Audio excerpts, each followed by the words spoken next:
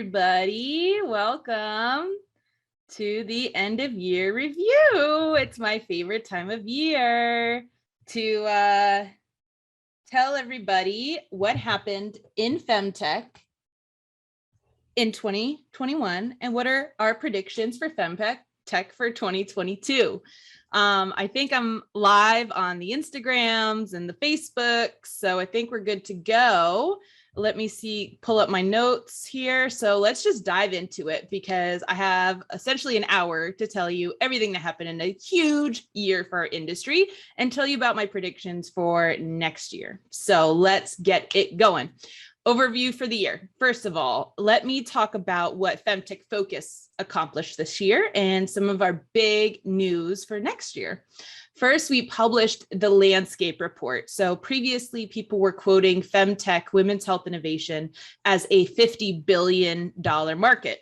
Now, that was quite confusing because we also knew that the femcare industry, so tampons and pads, is worth 35 billion. So all of women's health being worth 50 billion. It just kind of didn't make sense.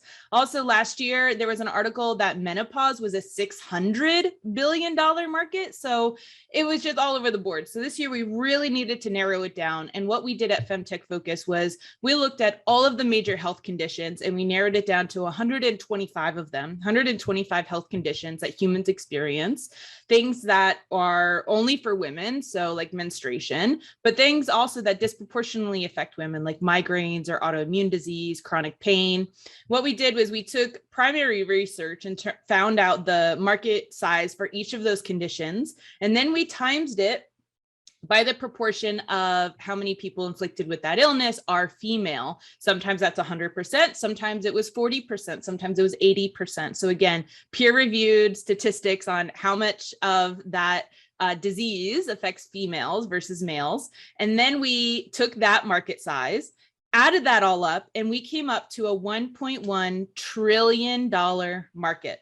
Now that is, again, all peer-reviewed. In fact, a lot of it's probably a much larger number because there was so many subsections of health, specifically female health, that there wasn't even market research done yet. So it's probably much bigger. This is the conservative market size of $1.1 trillion. I am proud to say that we then got exclusive partnership with Crunchbase, and we did get an article in Crunchbase, and we do have a quarterly partnership to continue to publish research with them. And I loved the article title. It was FemTech officially not niche by $1 trillion. Oh, that was awesome. So this year, FemTech Focus, we published that landscape report. We calculated the market size. Our database currently sits at 872 active FemTech startups, the largest FemTech database in the world, and 106 FemTech exits. We hit 148 episodes on our podcast. This year, we did decrease from twice a week to once a week. Oh my gosh. If any of you out there feeling burnt out, give yourself a break. And when I realized that, like, wait, who's telling me I need to do 2 episodes a week? I realized it was just me. And then I went to 1 episode a week and no one seemed to be upset about that. So if you are pushing yourself to the edge, ask yourself who's pushing you there, because sometimes it's just you and you need to give yourself permission to tone it down a notch. And so you can engage in other things that are worthwhile and impactful. So for me, it was decreasing our podcast from 2 episodes to 1 episode a week. We did gain over 40,000 new listeners. So it's something crazy, like 1,000% growth. Really, really excited. We have listeners in 109 countries now. Really, really awesome. This year, we also had a summit, a FemTech virtual summit in March of this year. Seems like not this year, but it was definitely 2021. And that was celebrating our 100th podcast episode. We're currently at 148. We ran a series of FemTech fundamentals, which were workshops on women's health and growing your business in women's health. We started founder office hours. I met with over 100 founders from around the world. That is some of my favorite time I spent this year. We also launched a book club with Karen Wells and Susan Stover. Thanks, ladies. You are totally rocking our book club. It's the last Wednesday of every month we meet. And on average, we have about like 30 people that show up. And it's just really, really cool to, a lot of times the author of the book actually comes and we talk about like what we read. And it's been a really fun, small engagement, virtual engagement. So some big announcements for next year I'm very excited about for FemTech Focus. The first is we are launching a jobs board. So I am inundated with people saying, I want to work in FemTech, or people saying, I just got funding in FemTech, I need to hire people. And I cannot be this the center point of this chaos that is activity in the industry. And so we are launching a digital jobs board for people to post job openings and folks to look for jobs in women's health. And I'm so excited about that.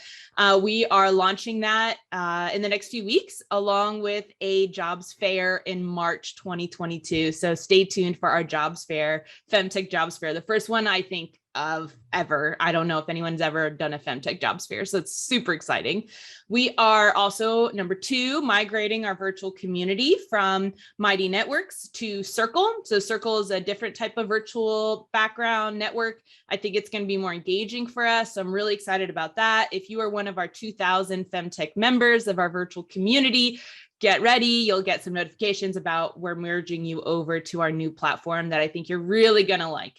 In that platform, we're going to have the jobs board. We're going to have the databases of companies and exits, and you're going to be more easily able to collaborate with your peers in our community. Last but not least, I'm very excited for next year. We are offering a corporate offering. So a lot of large enterprise companies are getting interested in FemTech, and they need that data. They need to understand like really what's happening. And so FemTech Focus is really excited to offer essentially like a monthly report to corporations. So if you're a corporate, like, wait, what? Hold up. Either reach out or you'll be seeing more information about that soon.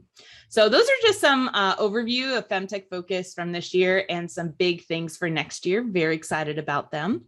Now let's jump into industry in general. So outside of FemTech Focus, so FemTech industry in general, what were some of the bigger shifts that I saw? Well, first, I saw that people actually know what FemTech is now. The amount of times that I have to correct somebody that I didn't say FinTech and that I'm not meaning female founder has dramatically decreased. Now, it's still present. I still, especially the female founder part, people are grasping the women's health part, hearing me say FemTech, but they also still think that means female founder. So that is still a learning gap, I guess, of progress in learning, because a lot of people think because the majority of our founders are female, that we're only for female founders, and is absolutely not true. So people know what FemTech is, and I would like to think that FemTech Focus had a part in that. One of our major pillars is awareness, both internally, so we stop creating the same organic cotton tampons, but also externally, so people know what we're doing and why it's important. And so I think we've really, really excelled at that this year. So not just FemTech Focus, but all the other organizations and other people getting on board, media starting to publish our articles, and all the startups getting funding. And so it's very exciting. I'm really excited that external awareness is on the rise. You can also see this happening because major organizations are hosting FemTech events. Plug and Play, one of their quarterly webinars this year was about FemTech. Techstars, David Cohen, he has a podcast called Give First, and he featured me talking about FemTech. CES, the conference, they had a women's health award specifically. I don't know who won yet. That's coming out in January is their conference, but just seeing major conferences like them saying they even have a specific designation for women's health is awesome. We've seen articles in Crunchbase, events at Austin Startup Week, General Assembly. So a lot of big players doing FemTech events. That means it's becoming mainstream, which is awesome and what we want.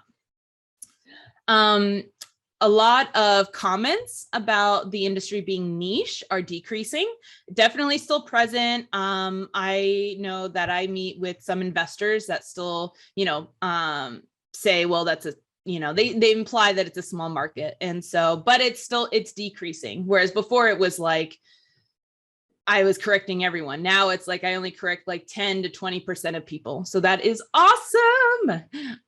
Some other big trends this year. There was a lot of FemTech graduates from Y Combinator. And I'm gonna actually, it's the next thing I want to talk about is there's some danger to all these big players coming in.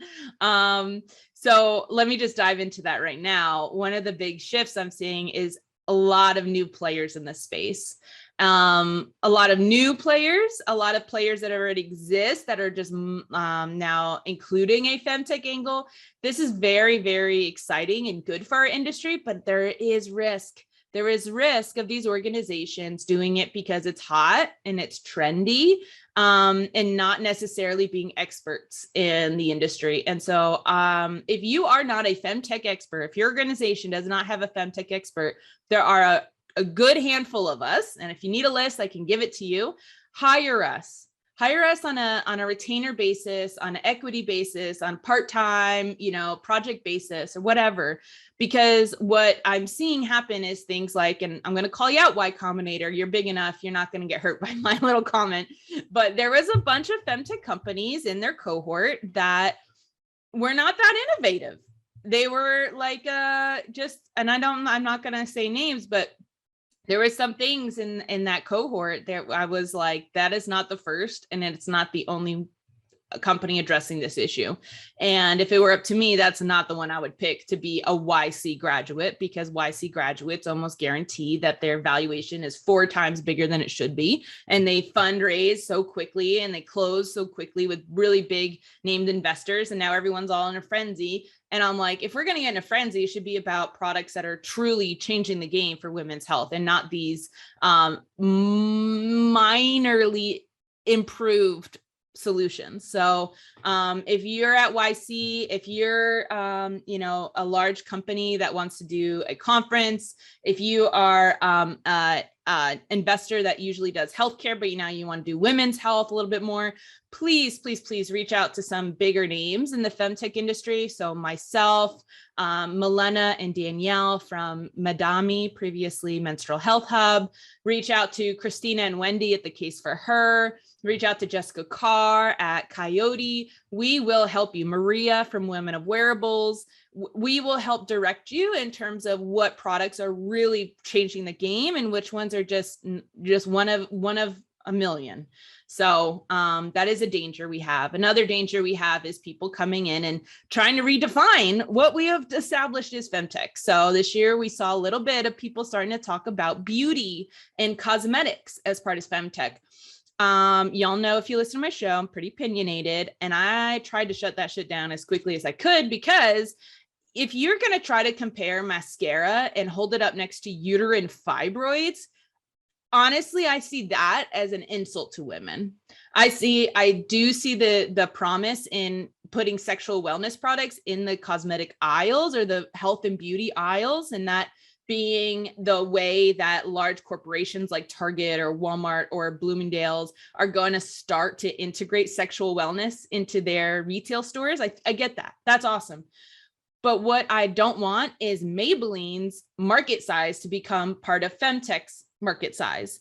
If we are inflating these numbers, the government and the investors of the world don't think we're going to need more resources. And the fact is that we need all of the resources. So we cannot be including cosmetics. It's an insult, and it's dangerous to our industry. So with that being said, some groups I'm a little weary of include FemTech Analytics. I've caught mistakes in not almost every one of their reports. Just today I was looking through their graphs, and they had the wrong headshots for certain people that I know are really big in this industry. And it was like, you don't even have the right headshots for people. If you were actually in this industry, you'd know what they look like, because we all do. We all know what she looks like. So why is this the wrong face? Or in their like top 10 funded femtech companies, they have Johnson & Johnson. It's like, what? Or one of their top 10 exited companies was Flex. Flex is not exited yet. FLEX is a NASDAQ symbol for a manufacturing company. So anyways, there's a lot of issues with FemTech Analytics. They are a data company from the longevity industry, and they're trying to come into FemTech. Maybe they'll work it out. I don't know. Another company that got a lot of publicity that I think is a little dangerous, or like I'm waiting to see what happens, is FemTech Health. So FemTech Health is a large company that wants to essentially be the marketplace, but for women's health, but they acquired companies like Birchbox, which is a subscription makeup service. And, you know, I interviewed their chief medical officer, and she said things like, you know, when women feel beautiful, they feel better. And I mean, I get that. But again, when you try to put that next to all I can hear is affluent white woman putting on lipstick, feeling more beautiful. And then I hear about Black women dying during childbirth because their pain isn't believed. It's just like, what are we valuing here, y'all? Who are we innovating for, really? And making sure that we are mindful of that, because we can innovate for money, or we can innovate to save women's lives. And people think that that is not money. But when 50% of babies born in the United States are covered by Medicaid, if you don't have a Medicaid plan in your maternal health business, you're missing half of it. You're missing half of it. So anyways, I have a lot of opinions on that. I could keep rolling on, but let's keep going with what happened this year. And then we're going to talk about predictions for next. So some other things that happened this year, we saw some more attention to emerging markets, such as the Middle East, North Africa, Southeast Asia, and South America. Very excited to see innovation coming out of those regions. We absolutely need to, we cannot just keep innovating and bringing solutions to countries and be like, here, here's the solution. And then, you know, that emerging market can't always just quickly adapt the things that we could quickly adapt in the United States or in Europe. Innovation probably needs to come from within those regions. And so I'm really happy to see some awesome innovators in these emerging markets, creating solutions for women in those areas. We saw this year some, let's say, shaking up of media and femtech. So we still have so much further to go in terms of us being able to do advertisements in the media about women's health.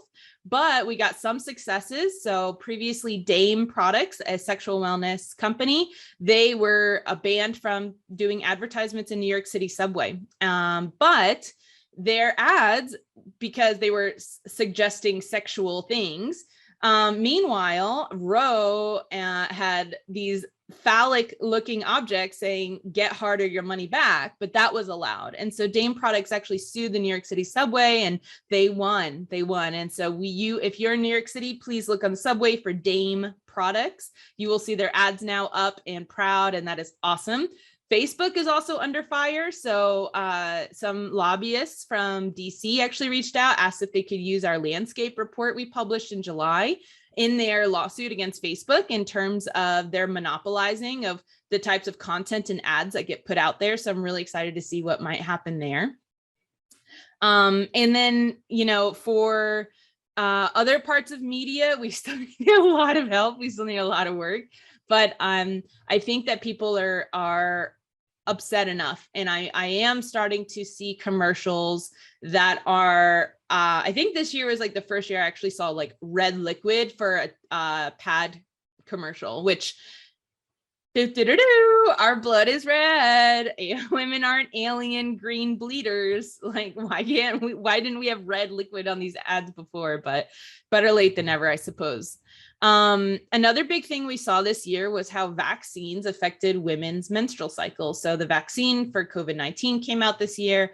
And did you know that in the clinical trials, they have all this paperwork, they have all these questionnaires, and a question that did not exist in the clinical trials for the COVID-19 vaccine was, were there any changes to your menstrual cycle? Now, your menstrual cycle is like a vital sign for women. a literal vital sign. When we go to the doctors, we get asked, when was the date of your last period? So obviously physicians see this as a vital sign, as an important notice for them. Yet in clinical trials, they didn't have that question.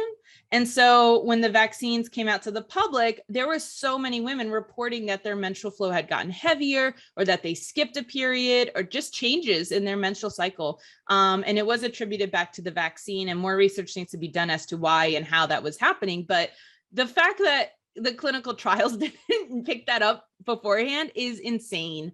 Another interesting thing about the vaccines and clinical trials was the very, very, very low rate of blood clots from the Johnson & Johnson vaccine.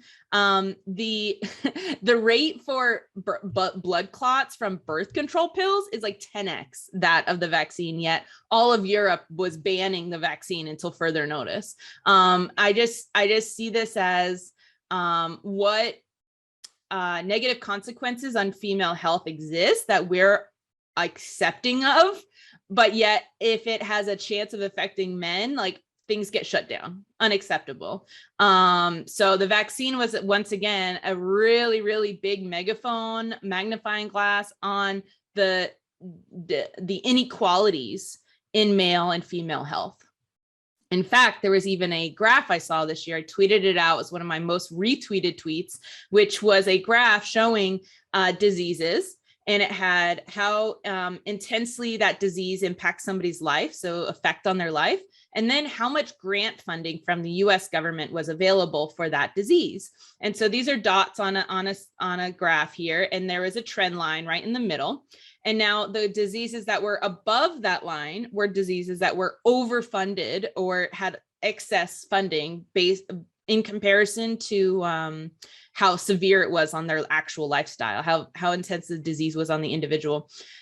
The diseases above the line, so overfunded, male diseases. The diseases on the line were dual gendered diseases or dual sex diseases. And the diseases under the line were female diseases.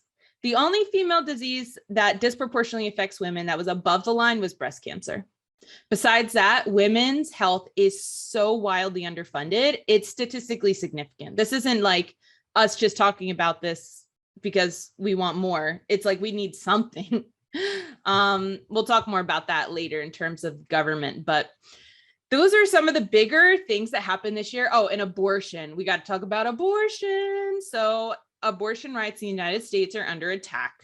There's currently now a law in Texas that allows anybody, not even just Texans, anybody, whoever, any individual, if they want to sue a woman for getting an abortion, they can get up to $10,000. They can sue her Uber driver that brought her there. They can sue her mother that brought her there. They can sue the doctor that performed it, the receptionist that took her in at the door. It's insane that the Supreme Court is holding this up, because the fact that it's being persecuted by other citizens rather than the government means it doesn't necessarily conflict with our rights of the Constitution, that the government can't, forbid you to get an abortion. But this is like some loophole, and it's at 6 weeks. It's just insane. It's so insane. I'm actually going to do a whole abortion episode because it's heavy. There's also stuff coming out of Mississippi, this heartbeat bill. Oh, we need to talk and do more about abortion. So stay tuned. I don't want to hijack this whole episode about abortion, but it is so important. 1 in 3 women in the world have an abortion in their life. The fact that we have whole states the size of France not allowing abortion to happen, like I can't. I just can't. Okay, y'all. So last year I predicted that there was going to be less events about what is FemTech and more functional workshops for the industry. And that is absolutely what happened. Very happy to have seen that happen. I thought that there would be more funds that showed up, and sure enough, we saw Coyote Ventures form. We saw Fem Health Ventures form. We saw Artemis Women's Health form, and also Goddess Gaia Ventures out of London. It's a new fund you're going to learn more about soon. So definitely new funds forming. I think we're up to like 8 FemTech funds now. I predicted that we'd see more women getting into angel investing, specifically into FemTech. And sure enough, there are these female angel networks that are just funding and doing the hard work of due diligencing and investing in FemTech, early stage FemTech. So some of these angel groups are BAMA, Business Angel Minority Association, Astia Angels, Golden Seeds, and Alma Angels. Those are some that I really stuck out to me as doing really great work in investing in FemTech. Let me see here. I did predict last year that we would see more alternative materials for tampons and pads this year in 2021. It did not come to fruition. I think it's still in a lot of these companies are still in R&D. And so maybe next year we'll start to see hemp-based tampons. There's also people doing research on seaweed-based tampons. So I think alternative materials, I thought it would happen this year, didn't yet. So maybe next year we'll start to see these alternative materials. We did see changes in pads and tampons, such as Daye, D-A-Y-E. They have CBD infused tampons that are now live in the United States as well as Europe. We also saw sustainability pads, so things that you can flush or guaranteed to, disintegrate and not fill up landfills. So some of those companies include Planera, Femly, and Viv for Your V. So really looking into more like bamboo based or ones that are able to kind of disintegrate in water. You can flush them. So really interesting to see how Mother Earth and sustainability and climate change and that kind of money and innovation and mindset is also coming into women's health. Really exciting. Some of the biggest influencers for 2021, in my opinion, by the way, I know I'm not going to hit every major event or milestone that happened in this year. I also know that I'm going to miss people that were major influencers, and I apologize in advance, but this is just a quick overview. So let me name drop some people that I just, as soon as I thought who's an influencer this year, they just came up in my mind so strongly. So we got Cindy Gallup. She made the list last year. She is making the list again this year. This lady cannot be stopped. Cindy Gallup is a boss ass babe. She's the founder of Make Love, Not Porn. And she just continues to not give an F about what the patriarchy thinks, and she continues to do her. And what doing her looks like is accepting herself and her body and her choices and her personality and her values, and just sharing it and empowering other women to do the same. And I just think she I love how unapologetic she is for being herself. I so appreciate that as somebody who tries to be as authentic and unapologetic about that as possible. I really love Cindy Gallup's attitude. The next is Frances Tang, the founder of Awkward Essentials, previously Come and Gone. I told y'all that her company was a company to watch last year. Well, sure enough, this year, she just totally nailed it. I mean, the expansion and sales of Awkward Essentials, they even launched a secondary product this year. You got to check out Awkward Essentials. Frances Tang, you are totally birthing it. Influencer of the year. And so another one is Dr. Lindsay Harper, the founder of Rosie, the sexual wellness app. Dr. Lindsay Harper is just, again, another powerhouse. She closed a big round of funding this year. She's growing, she's expanding, so many users on her app, and she's really changing the game of mixing medicine and mindfulness and porn and erotica with medical, like sexual dysfunction and arousal disorders. So it's really, really cool that it's not just like she didn't launch a porn site, but she's using erotica along with her medical background to really enhance women's sexual life. I love it. Lindsay, you're awesome. Another influencers are Christina and Wendy. Christina Lundberg and Wendy Anderson, they are the Case for Her, the women who run the Case for Her. And, they have been in the game for years. I feel like they might have been a little bit backstage. Maybe they still kind of are. They're a little bit backstage, but these women are pulling strings that you wouldn't even know. If you're in FemTech and you don't know them, you need to know them. Christina, Wendy, the Case for Her. They are truly putting money where their mouth is. They invest their own money and they're putting up big dollars for startups, for organizations and donations. And I love it because there's a lot of people with a lot of opinions in this industry. A lot of us are broke, so it's not that we're not trying to give back, but there's a bunch of us that have money. Not me, but not yet manifesting. But there's a lot of people in our industry who do have money that aren't putting up as much as Christina and Wendy. And I just want to acknowledge that. And they are really putting money up for innovative solutions that are changing the game for women's health, and not just the trendy, newest, cool, whatever techie thing. They're really doing grassroots organizations, and I love it. So Christina and Wendy, y'all are awesome. Another influencer of the year, Sandra Pelletier, the CEO of Evofem Biosciences. She is just out there stomping pavement, talking about alternatives for contraception for women. So her product, Evofem, they launched Phexi. Phexi is a pH modulating contraception, single use for women, so they don't have to take hormones every day.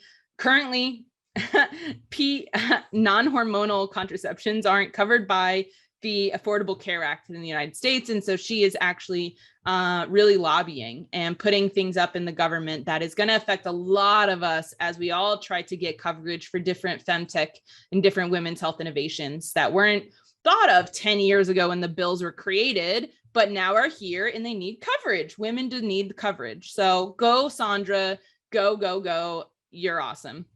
Next is Sabrina Johnson. She's with Dare Biosciences, another just badass woman out there stomping pavement, making changes, saying that women deserve better. Another woman I really have come to love so much is Susan Stover. Susan Stover is a woman who met with me during Founder Hours, either really early this year, potentially even 2020. She said, I'm in marketing, but I want to be in FemTech. And I said, okay, you should do some one-off contract work and then maybe find a startup to work with. And sure enough, she did everything I said. And now she is a main player in FemTech. So Susan, you've done it. You've showed up, you've made something of yourself. And I love recommending anyone to you that needs content or marketing strategy. You're awesome, Susan. And she runs along with Karen Wells, she runs our FemTech book club. Another influencer is Kate Ryder from Maven. So Kate, you've probably seen her headshot, and when they hit $1 billion valuation for Maven Clinic this year, she's gonna have reddish hair and she's got that light blue blazer. If you've seen it, you know exactly what headshot I'm talking about. She's obviously super busy. So a lot of these influencers I see all over the place at a lot of things. She's not so much there, but that's because she's out slaying lions, y'all. She's out there literally with the biggest players, the biggest private equity firms and the biggest influencers. She's doing really hard work and paving a path that it is a path that has been walked, but it is not a well-established trail yet. So very much a trailblazer. There are a few other billion-dollar companies exited and current, active companies in women's health, but not many. And so she's out there with her machete, cutting it down, leading the way for this giant army of FemTech companies coming up. So go, Kate, you're awesome. And the last influencer for the year I'd like to mention is Sue Wern Kaur. So if you know Sue Wern, she was an intern for FemTech Focus. She was then our first employee, and now she's actually going to Malaysia to work at 500 startups. And I could not be more proud of this woman. She was my left-hand woman. If you came to anything FemTech Focus, you know Sue Wern. She's incredible. She knows the industry. She's led the industry. She has that energy. She has that passion. She has that humility, so much humility. And Sue Wern, I'm going to miss her dearly at FemTech Focus, but I'm so proud to see what she's going to do. She's going to bring FemTech around the world. I already know it. All right. So Let's talk about conferences. So there was a lot of conferences this year. We started to see people in person, crazy. Some conferences that had been going on previously in 2020 that still stayed really strong in 2021, if not they grew, was FemFest, run by Fermata out of Japan, and also HitLab. They do like a twice a year pitch competition, and they're really the leaders in it. There's nobody else that are doing that big of a pitch competition. They have, 400 attendees at their events. So HitLab, you're doing something right. Keep it up. Fantastic work. Some new ones that we saw this year, Women's Health Innovation Summit by Kasako Research. Last year they had it too, but this year where they had their first in-person one, and they're also launching subsections. So instead of all of women's health, well, in addition to an all of women's health event, they're also doing next year smaller ones like reproductive health and sexual health. So excited to see what they do. I did feel like their event was a little corporate and very expensive. They wouldn't let my interns come for free that were students local to Boston. A lot of founders couldn't get discounts, and it's really expensive. And so one of the things I'm going to talk about is what these conferences need. And one of the things is more founder-friendly options. Some other conferences that happened this year for the first time, LSX FemTech Leaders out of the UK. That was a good event. Expectives Health Women's Health Business Conference. This one was held in Boston. It was really awesome. I was essentially one of the only innovators or investors there. Everyone was actually hospital directors, nurses, people that were coming from the billing offices of hospitals and clinic centers. So I'm really excited to support that conference next year, because I think that we need to get founders and investors in that room, because these hospital directors and medical school directors were talking about like billing codes and how to get reimbursed for services or devices or tests. And I was like, oh my God, this is literally what founders talk about. We need to have everyone in the room to talk about this together. So some things I think conferences need: more founder-friendly options. So either that means like really, really, really cheap to zero registration fee, group like housing. I'm thinking about, what if we got a giant Airbnb or several giant Airbnbs and said, hey, founders, here's some Airbnbs and here's a list of other founders that want to split the bill, because that would be a lot cheaper for them. Then they could carpool to the hotel rather than everyone getting individual places or hotel rooms. That just racks it up so high. We need more awards. Oh my God, we need more awards. Every one of these conferences should have awards. Just awards. So, I recently was thinking about this because I redid my resume recently, and I was looking at my awards, and it looks like I essentially died in March of 2020, because since then I've gotten nothing. Now, I'm not sitting here saying I need more awards in my life or whatever, but what I'm saying is that there's a trend that I was in academia, right, as a student, and, academia gives out awards, undergrad and then graduate.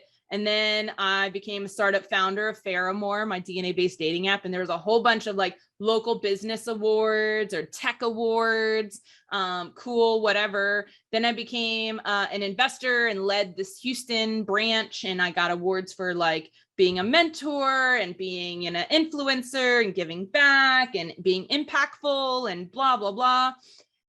And then I got into FemTech, and we got nothing. Now we are literally building this industry. So I think it's fine, but it's a gap. It's a huge gap. Startups don't have things to share enough on LinkedIn. Individuals like myself or people who are trying to get into FemTech don't have any like certificates of excellence in women's health innovation, right? We don't have these things. We really need to have these things. I think FemTech Focus will start doing awards next year as well, maybe on just like a monthly basis. We should give out awards for all my influencers I just listed. We should even do retrospective from last year. We need more awards and recognition.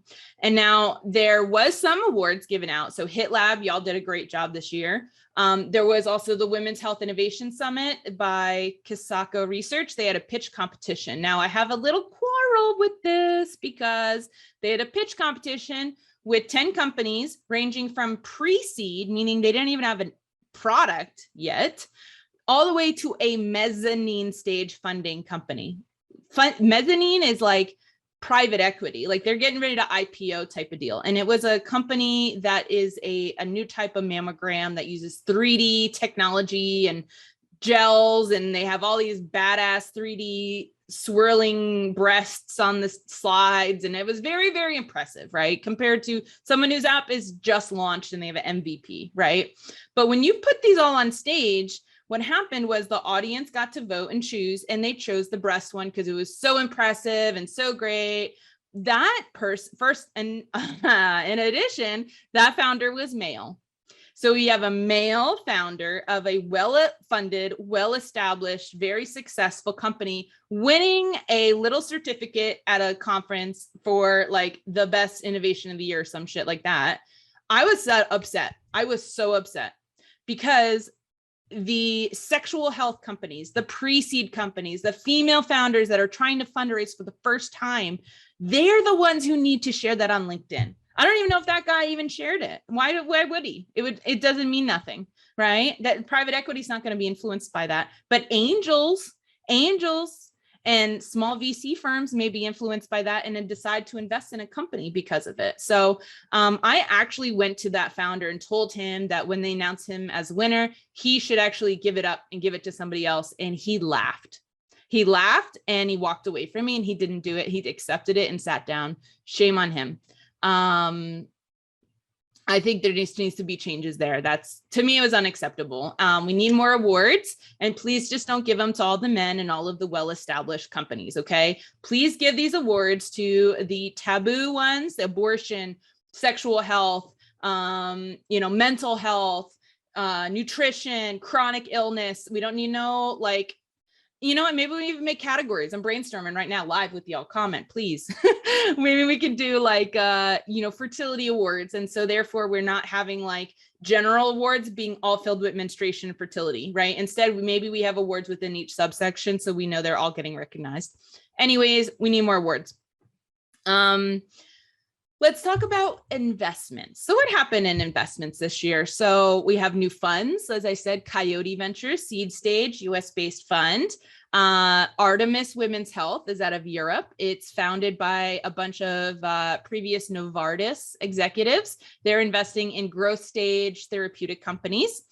FemHealth Ventures, Manisha, they are launching a $50 million US-based healthcare fund for women. So they're investing in therapeutics, diagnostics, and medical devices. And then Amboy Street Ventures. Amboy Street is not necessarily new. I think it was previously called Reformation Ventures by Carly. But Carly then joined up with Healthy Pleasure Group out of London, and they renamed the venture to Amboy Street Ventures. And they're doing really well, investing in sexual health and sexual health. So some changes in other funding entities. Republic is a crowdfunding platform. They are total game changer for femtech early stage investing. There have been several sex tech companies that have raised a lot of money on Republic because it's about the public's money and not the capitalistic venture capital, vice clause being like, we don't invest in sex or drugs or alcohol because our banks may not like that. Instead, when you give it to the public's money is going to talk. And so femtech has done really well in crowdfunding platforms such as Republic. So we did interview Republic on our FemTech Focus podcast. So listen to that episode. Another person that has entered the game that's really putting money up is Crescent Ridge Partners. It's managed by Maria Gonzalez Blanc. They came on the scene and they are putting their money where their mouth is. They are like, I met Maria again very early this year, end of last year, and she said, yeah, we want to make femtech investments, and man, have they've done a great job. So Crescent Ridge Partners, welcome to the femtech world. You're amazing. Let's talk about, we got 15 more minutes. All right. So talk about femtech organizations. Do we have some new ones this year? So again, this is awesome, but also a little risky because some of these coming on the scene, I'm not sure they know what they're talking about. So we got FemTech Analytics. Again, I am not the biggest fan. You've seen it online, on LinkedIn. You've heard me. I don't need to talk about it no more. For me, I think that data is so important. It's so precious. Data influences money. It influences the world. It influences politics, everything. And if you're going to put out shit data or data that's not accurate, you're really hurting organizations. And I will say, like FemTech Focus, that spends ungodly amounts of time manually entering and verifying every data point that we publish or put on our website. So there's that. Some other organizations this year that are super awesome. NogaFem. NogaFem's a nonprofit out of Israel. They are really taking more of the science route. So they had conferences this year where they had scientists and doctors presenting on their research in women's health. I love that. I feel like all these femtech organizations are finding their niche and like, what are they really good at? So we got FemTech Insiders, the newsletter. You got FemTech Collective is Australia. Fermata is Southeast Asia and East Asia. You got Women of Wearables. They're London-based and they're focused on wearables, but also FemTech. FemTech Focus, we are data-driven. We're a media company. We have our podcast. We have a virtual community, but definitely more so on the market research part of it. So everyone's finding their niche. NogaFem, Israeli-based, a lot of scientists. I love it. Another one is Tech for Ava is a new accelerator. It's in Switzerland. I have talked about accelerators on here before. FemTech Labs, looking at you, bringing that up in a second. But Tech for Ava, they're not charging founders equity or money. They have a sponsor. So most accelerators need to be funded either by very rich individual or by corporations. So they're funded by a corporation, a health plan or health insurance company out of Switzerland. They have a 9-month program, really robust, really supportive. I love the companies they chose. Their team is collaborative, informed, supportive. So really love Tech for Ava. Great program, great events, great all around. Love it. Another one that's actually launching next year, Station F. So Station F is not new. It's a large incubator co-working space in Paris, France, but they are launching a FemTech specific program for a few FemTech companies to participate in. The only fee is the monthly rent essentially to that center. So I think that's fine. And I think that's supportive of founders, and I'm really excited to see what they do. It's new, so we'll see. Some other changes to other organizations that currently exist. We got Fermata Expanding. So Fermata last year launched a in-person store in Tokyo for FemTech. So cool. They also are expanding to the Philippines. So they're really expanding Southeast Asia. Excuse me. Whew. Not COVID, promise.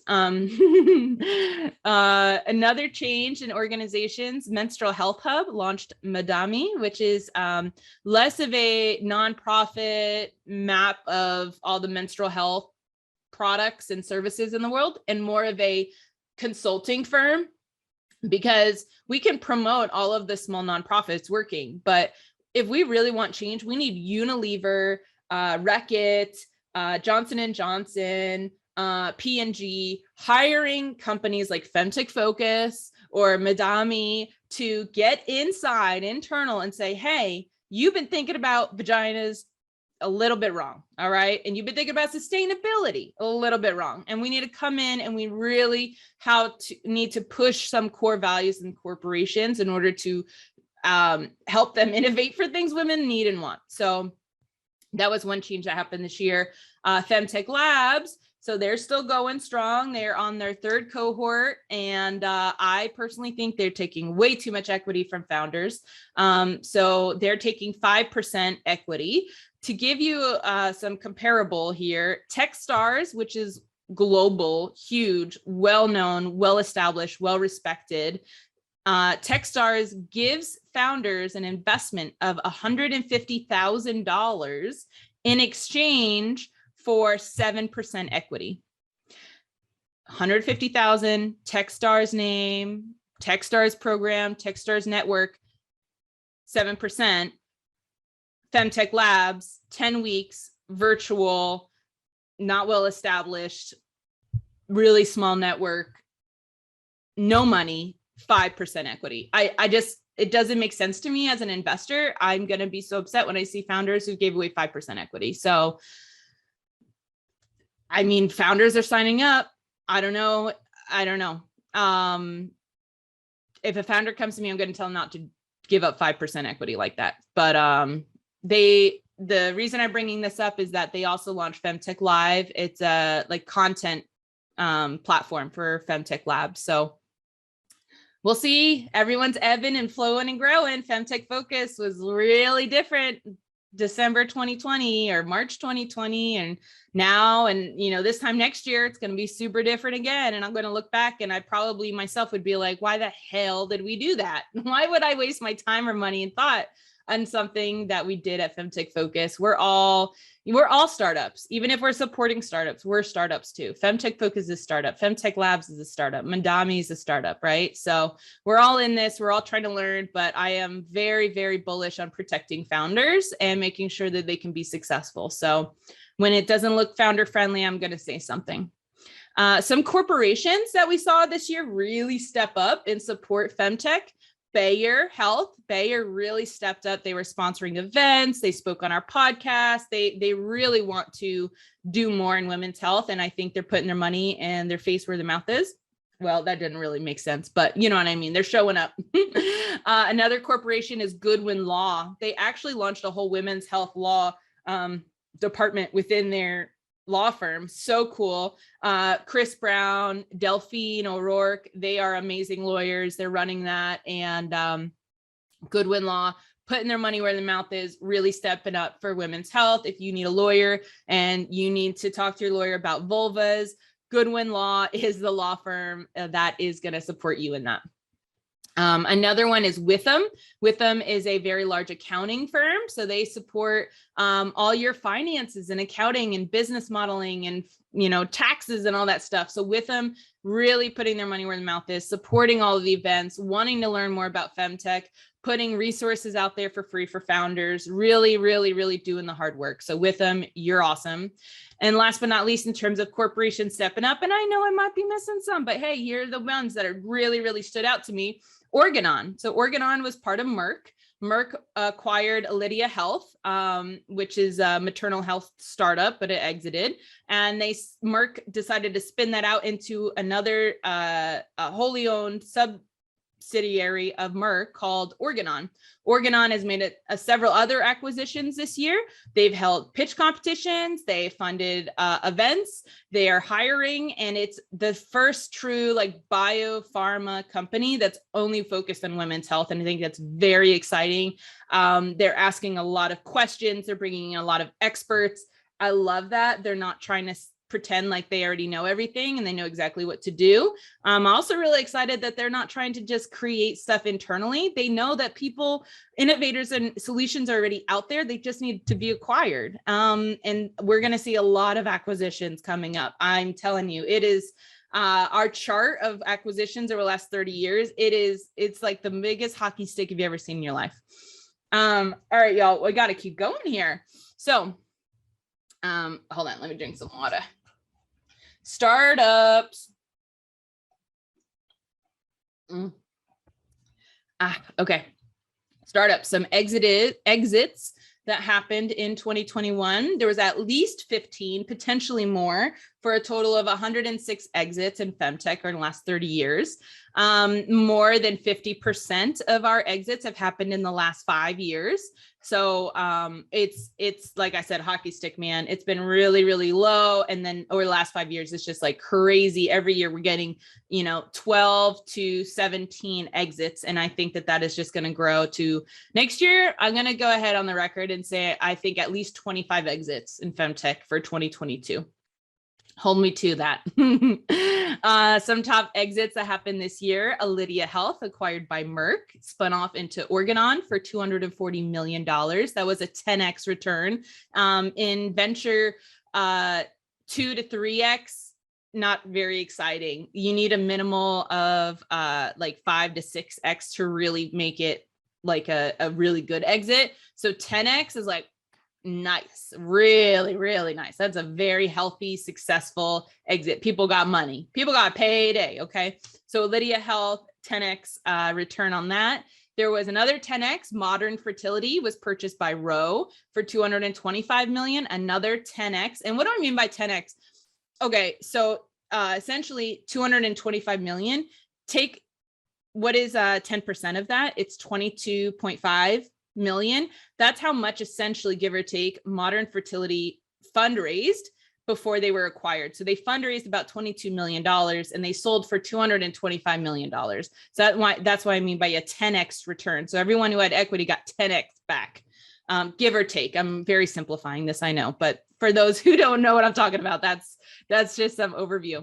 Another one is we had an IPO of Femsys. Their episode just aired last week. So Femsys is doing a lot of things in the fallopian tubes with fertility and ovarian cancer. So Femsys IPO'd in June. Ovia Health was acquired by LabCorp. That's an interesting one because we're starting to see people we didn't think as femtech acquirers becoming femtech acquirers, like LabCorp.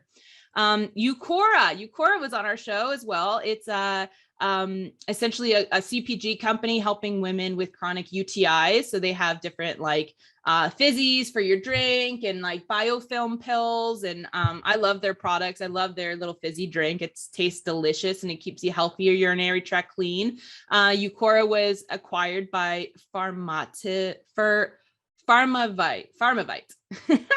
And then last but not least, another top exit this year was Well Nested, acquired by Mombox.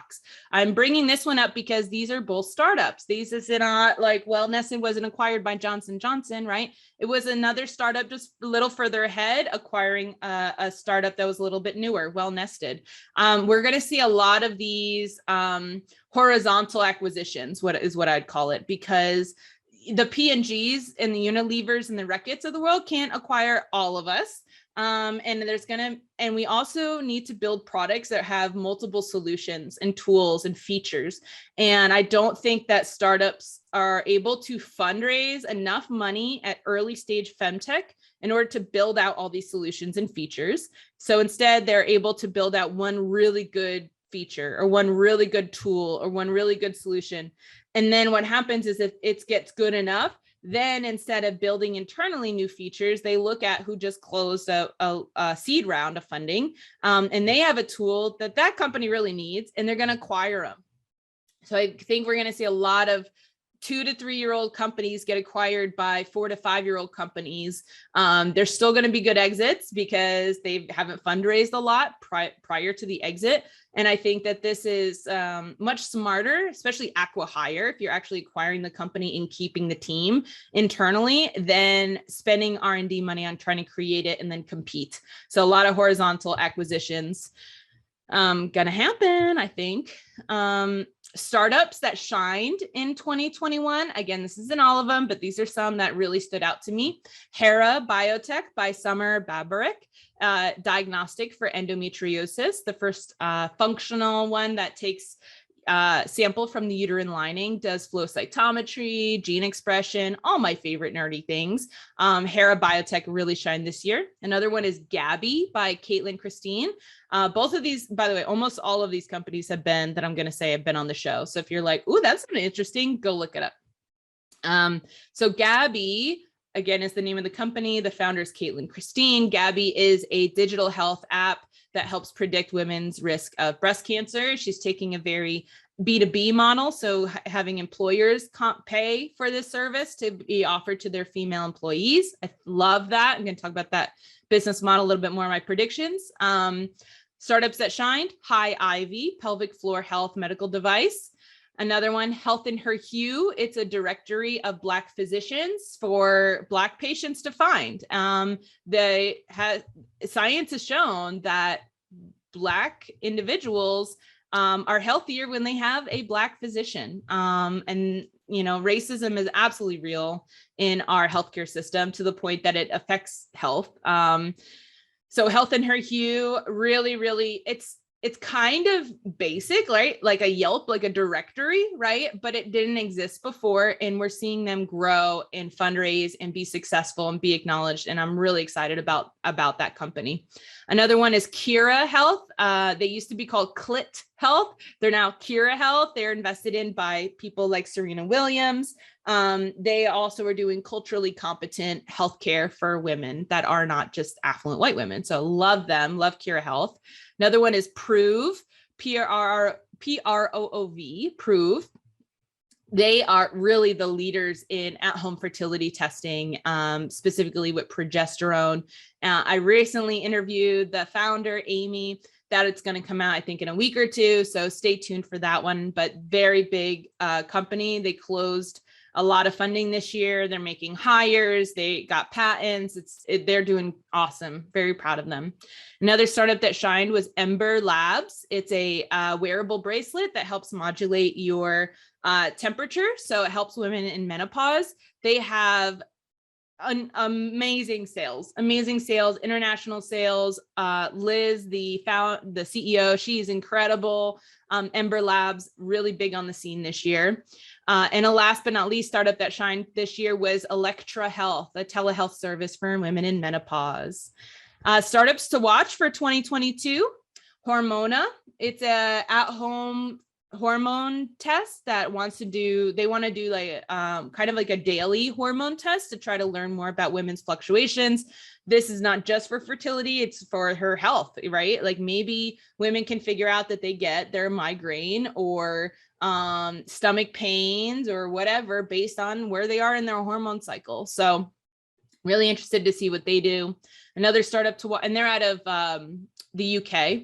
Lactimo is the next one. Lactimo is out of Australia. It's this little massage ball that helps women with lactation. I think, again, my favorite things are like basic, but like, why doesn't this exist yet? So Lactimo. Another one that you should watch out for is Truly. Truly, she is actually out of the Middle East, and the founder, and they are creating a menstrual pad that may be able to do lab tests within the menstrual pad. Super cool, very high tech, very cool. Definitely not your basic. Another, going back to basics, Ant Flow, Claire Coder, one of my favorite episodes of 2021 by far. Definitely listen to that episode.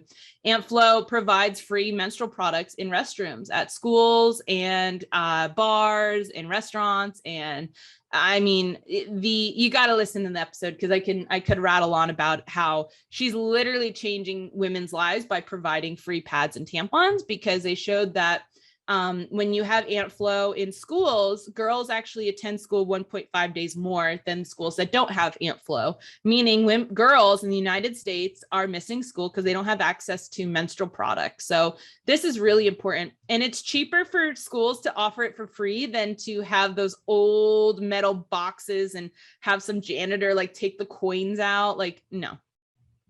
Other startups to watch for 2022, O School, Her Healthy Q is another one.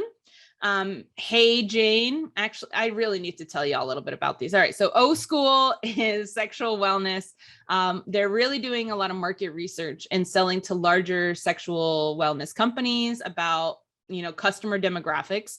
Her Healthy Q brings specific instruments, medical devices, and diagnostics from, affluent countries like the United States. And when an office gets a new mammogram machine, they usually just throw the other one out. So Her Healthy Q is actually bringing those equipment to emerging markets, let's say like Puerto Rico or the Middle East, North Africa, Southeast Asia, and bringing it to communities that have never even had one. And now, so this is revolutionary for them. The next company is Hey Jane. It's a telehealth abortion clinic. Whew. Hey Jane, watch out. They're going to explode next year, I'm pretty sure. Another one is Lynn Health. It's a digital health app for chronic pain disproportionately affecting women. Last but not least, Funk It Wellness. It's a seed company. So they use natural plants to help modulate women's hormone and our health, including menstrual cycles and sexual wellness and menopause. What areas in FemTech have I seen the most innovation this year? I would say pelvic floor training. diagnostics for endometriosis and ovarian cancer, and maternal remote monitoring. So biorhythm, Nuvo, baby scripts, remote maternal monitoring. Areas I think that still need help: abortion. Can I say it any more times, y'all?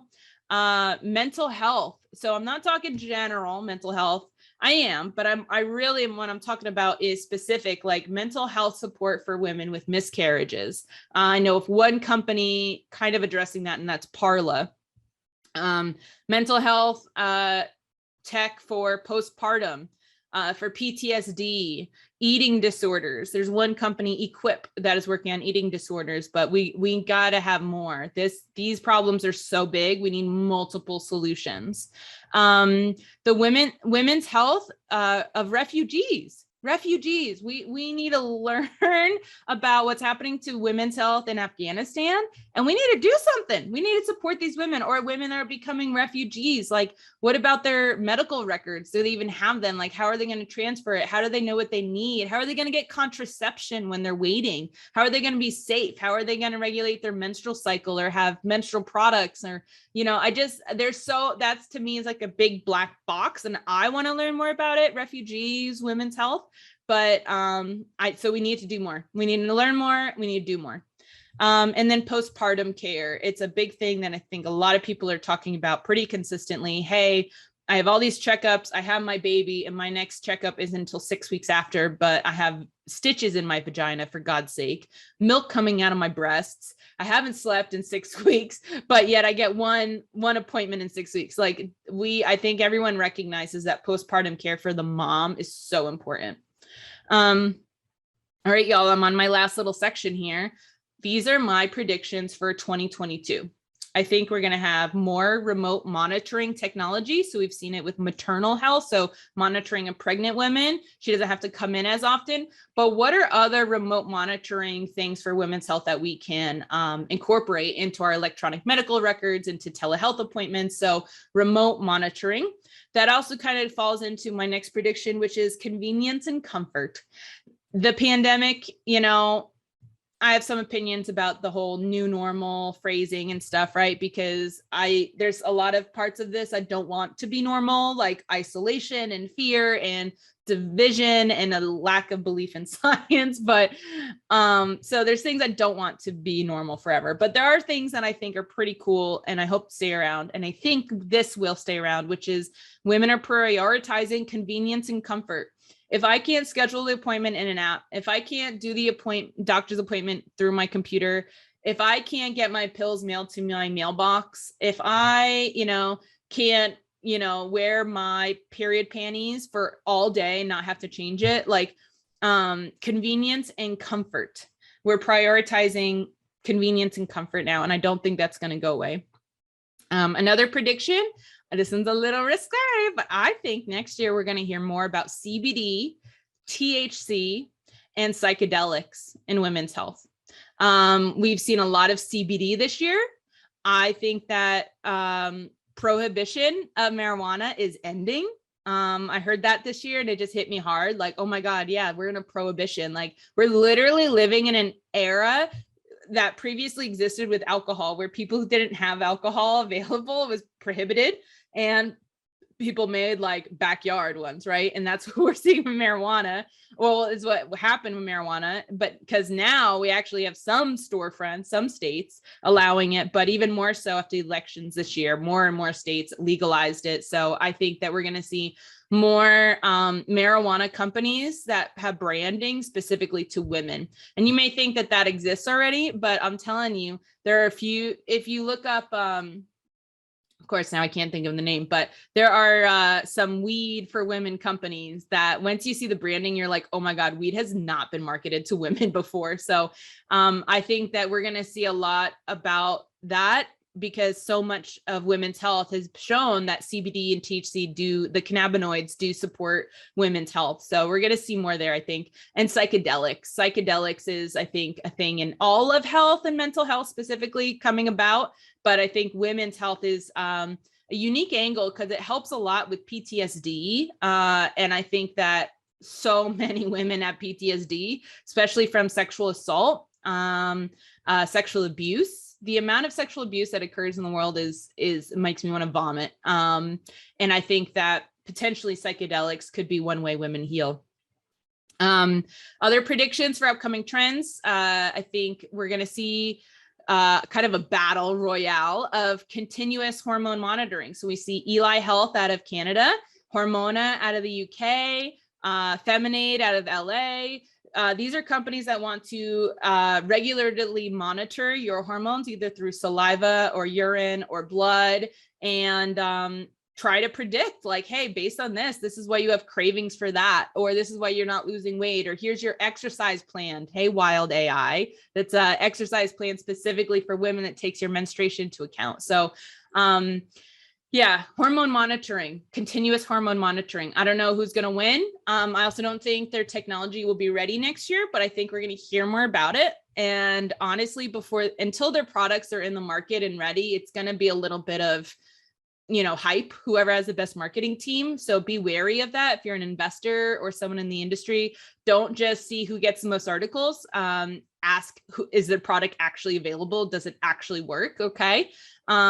Because there's going to be a bunch of people out there saying they can do it. But if it was that easy, it'd be done already. It's hard. It's really hard. I think one company that does continuous monitoring that's done a really great job is Keg.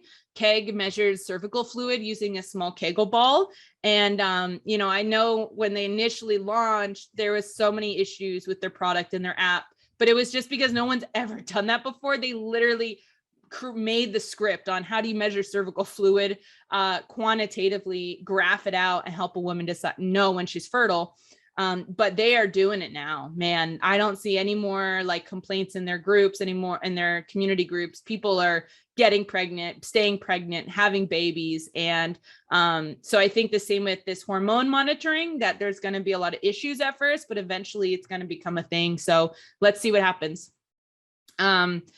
Another prediction, merging your hormone cycle with your work and productivity. We saw that this year with the new company called The Agenda. It's an app that actually can sync with your calendar and let you know, based on your hormone cycle, what type of work you should be working on. Should it be introspective, inventory? Should it be sales pitching? Should it be fundraise pitching? Should it be, team building, or should it be networking? All based on your hormone cycle. If you're like, what the hell are you talking about, Britt? Look up the Agendas episode. We talk about it.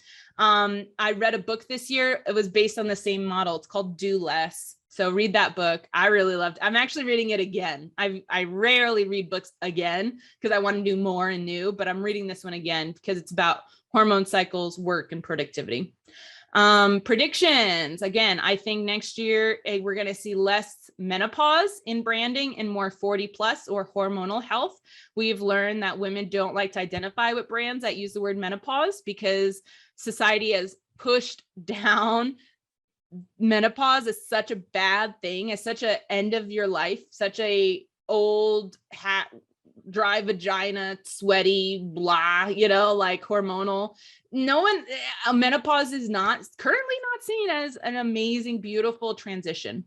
Maybe one day it will, but currently it's not. And if you want sales, saying menopause may not be the right move. So companies like Weil, W-I-L-E, wilewomen.com, check out their branding. I think they're setting the stage for what menopause branding will be. It's about being grown women. It's about being 40 plus. It's about hormone health. It's about empowerment. So I don't think menopause is going to be a popular branding word. I predict that there's going to be more bigger players. So this year, we saw Bayer, but I think we're going to see people like Pfizer and Novartis and other large companies coming in.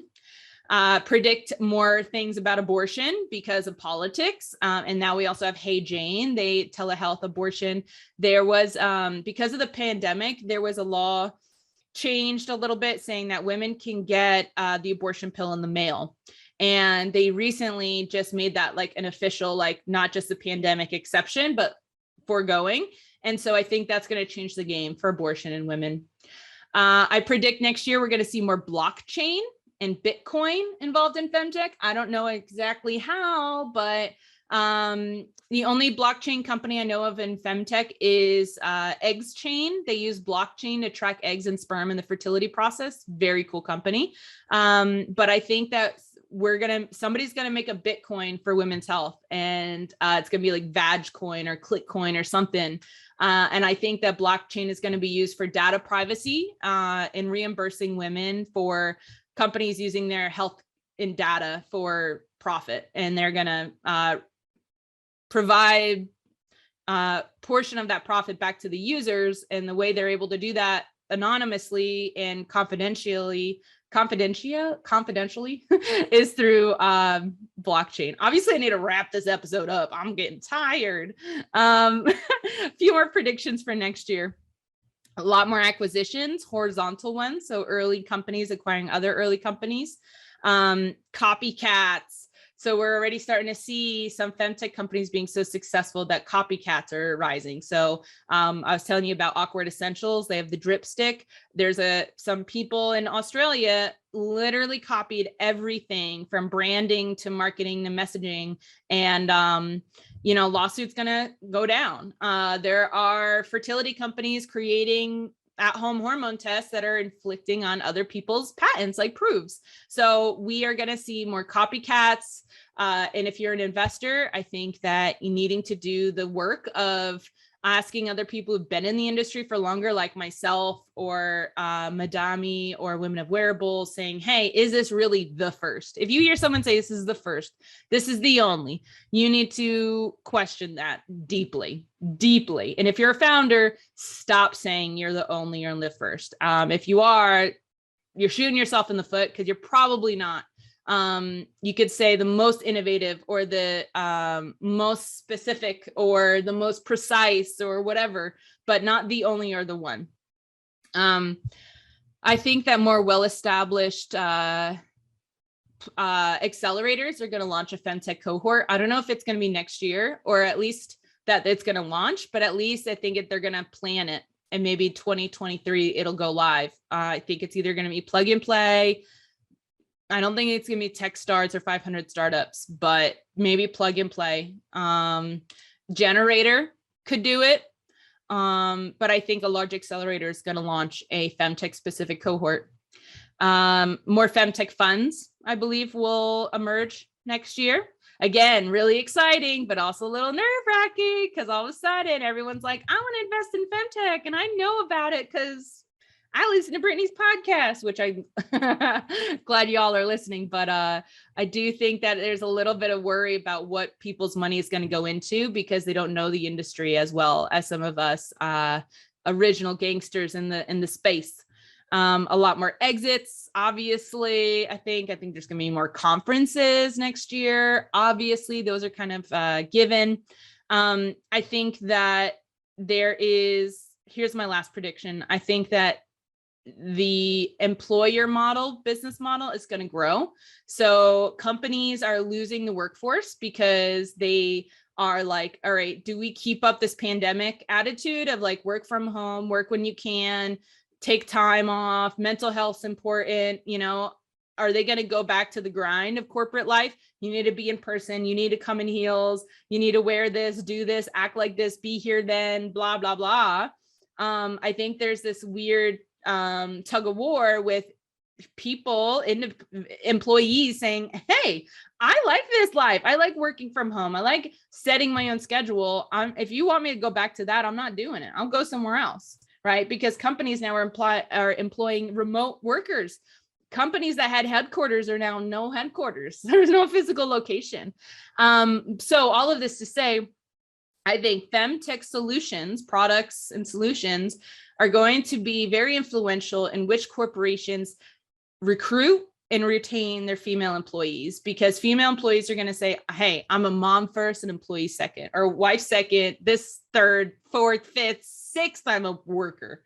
I need this, and this in order to accept this job. I want this, and this in order to stay in this job. And so employers, in their HR departments, they're going to, I think, really come approach femtech solutions and say, hey, and in fact, if you want to get ahead of the game, FemTech solutions, startups, please go to these HRs and employers and say, hey, I see that, you have female employees, and I'm sure that they would really appreciate it if you offered, dry freezing breast milk services, or mailing their breast milk while they're on travel, or lactation suites on the first floor that are really nice and not a broom closet, or time off for caregiving. Different things about women's health are like period leave, or menopause, just understanding of menopause and solutions for menopause. So I think that that's going to be a really big game changer for us in terms of revenue, business models, funding, growth, all of the things. So here we go. That was FemTech Focus Live, an hour, 20 minutes. I just love to talk about it. I'm not surprised. This has been so much fun. This is recorded. I will play it. It will be an episode on the podcast soon. And I just appreciate y'all tuning in. It was very fun. All right.